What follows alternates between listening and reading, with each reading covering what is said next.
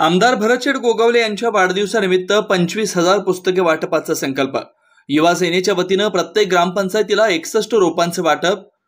शिवसेना पक्षप्रतोद तथा महाडचे कार्यसम्राट आमदार भरतशेठ गोगावले यांच्या वाढदिवसानिमित्त महाड विधानसभा शिवसेनेच्या वतीनं मतदारसंघातील शाळांमधून गरजू विद्यार्थ्यांना 25,000 पुस्तकांचं वाटप करण्याचा संकल्प सोडण्यात आला व विद्यार्थ्यांना इंग्रजी ग्रामर या पुस्तकांचं वाटप करण्यात आलं। त्याचबरोबर युवा सेनेच्या वतीनं प्रत्येक ग्रामपंचायतीला 61 रोपांचं वाटप करून त्या वृक्षांचं संगोपनाची जबाबदारी त्या ग्रामपंचायतीमधील शिवसेना व युवा सेनेच्या पदाधिकाऱ्यांवर सोपवण्यात आली। याचबरोबर महाड ते महापळ व नातेखिंड ते रायगड रोडवर 14,000 झाडं लावण्याचा संकल्प करून त्याचा शुभारंभ आज करण्यात आलाय। आमदार भरतशेठ गोगावले यांनी आज सकाळी महाडचे आराध्य दैवत श्री वीरेश्वर महाराज यांना सपत्नीक अभिषेक करून आपल्या वाढदिवसाची सुरुवात केली।